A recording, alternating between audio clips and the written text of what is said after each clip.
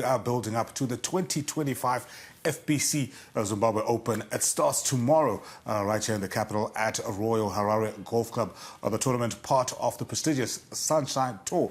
This year's edition will feature 144 golfers from around the world, with the prize money increased to $165,000. And joining me in studio is one of the golfers who will be flying our flag high at the tournament, Tanaka Achatora. Tanaka, good morning, and thank you for making time. I know you're busy preparing and just doing your warm-up rounds.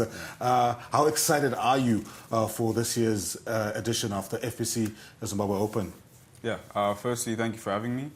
Yeah, I'm very excited.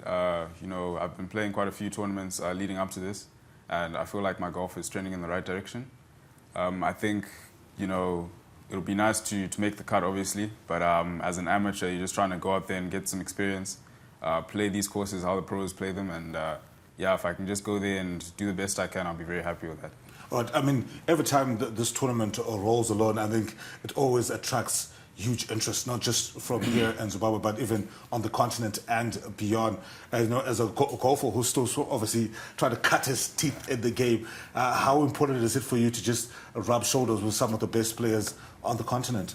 Yeah, this is very important. I think if I do decide to go down the professional route and, you know, play golf as a profession, these are the guys that I'll be playing with, and it's good to make, you know, good relationships with them, and really just get my name out there.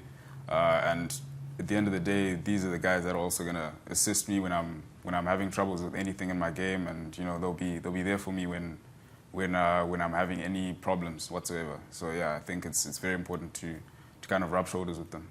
And obviously, you've talked about playing several tournaments. Let's talk about that in terms of your build-up. Where have you been playing as you try and get ready for this year's edition? Yeah, well, earlier in the year, we played the Africa Amateur at Leopard Creek, and yeah, it was a nice experience. It was good that I led after the first round. I didn't finish quite well, but it was part of the experience. You know, it was good to kind of feel what it's like to have a lead in a big tournament, and you know, in the future, I think I'll be able to handle it better. And then yeah, after that, we also played an All Africa Junior Team Championship in Tunisia, and yeah, we also played there as well, where you know, I was able to get myself high up there and just didn't finish well. But yeah, that's been kind of like the trend for my game recently, and I'm just trying to improve on that. And if I can do that in the future, I'll be quite happy with the progress. So, yeah. I see you've come along with your dad orderly. I mean, in terms of, obviously, you're just 18, and obviously when you have to, is that where you learned the game from? How did that come about in terms of you taking up the game? How much of a role did your father play in that? Yeah, he's the one who introduced me to the game. So yeah, he kind of brought me onto the course, and you know, we kind of hit balls together on the range most of the time. At first, I didn't really like the game because yeah, as a child, like a teenager in Zim, you know, golf isn't really popular with the teenagers. I was more, you know, swayed to cricket and, you know, soccer, and yeah, I think, you know, as time went by, I just fell in love with the game. You know, just the more time I spent, you know, playing golf with my dad and traveling, playing tournaments around the country, you know, I just fell in love with it, and yeah, I think he played a big role in that. Right. And Dad will bring you in. Obviously, I'm sure you must be very proud. I mean, I'm just looking at Tanaka's blazer with all the badges of the different countries he's gone to. I mean, just watching his journey so far, and maybe obviously looking ahead to this year's tournament, I mean, how proud are you of him, and what are some of the things you're hoping to see him achieve as a golfer? Thank you so much for having me. First and foremost, I would like to express the gratitude for having us on air. It has been an incredible journey for the boy. When I was introducing him to the game, I must say, it wasn't so much for him to scale so many heights that he has done. It was to keep him busy. And I have been trying to do that with my boys so that they are busy. And I'm glad that he found the passion in the sport and he took it to other heights. As of now, He's not just my son. He has got many mothers, many fathers. They tell me more about him than I actually observe. So I think I'm proud on that context to say now he's a son of many fathers, and they all contribute in one way or the other for his development in the golf career.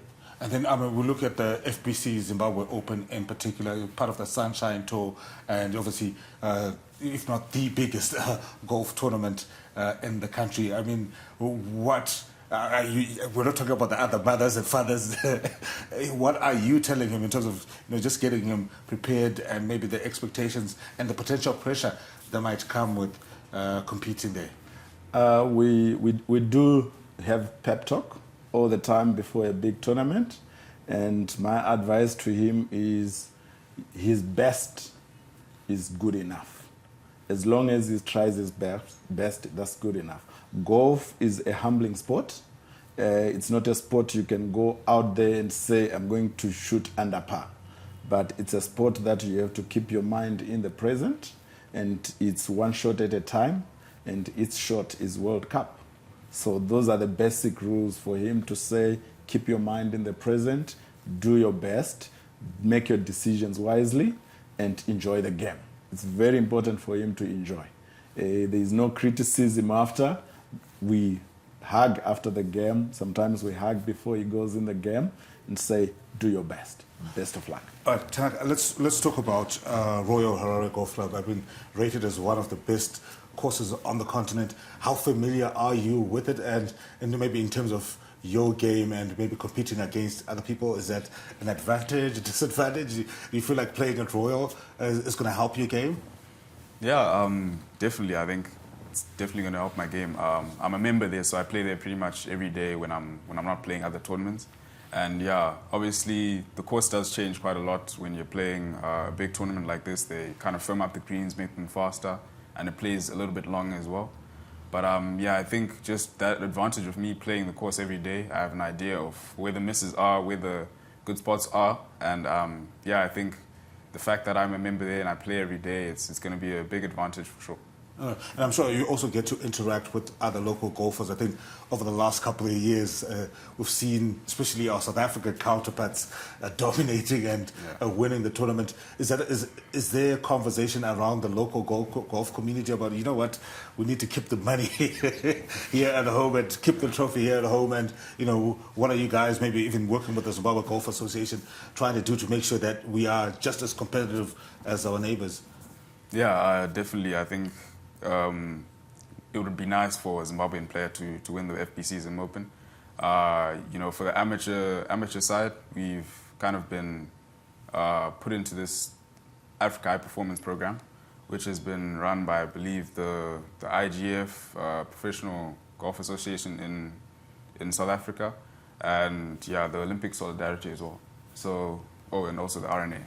And yeah, I think that whole program is just, it helps golfers not just in Zimbabwe, just all around the continent, to be more kind of like competitive and to kind of give South Africa a run for their money most of the times.